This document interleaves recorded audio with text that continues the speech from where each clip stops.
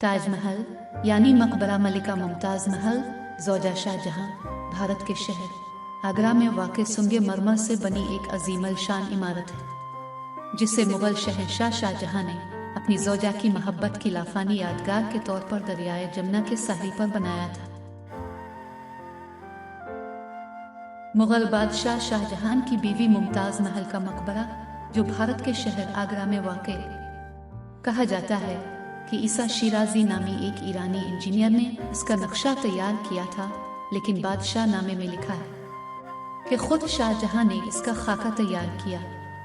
ये इमारत 1632 से 1650 तक 25 साल में मुकम्मल हुई।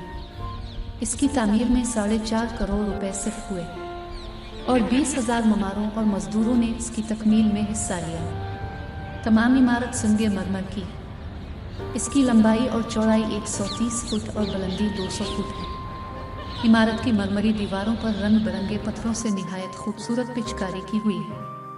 मकबरे के अंदर और बाहर पिचकारी की सूरत में कुरान शरीफ की आयत नक्श है।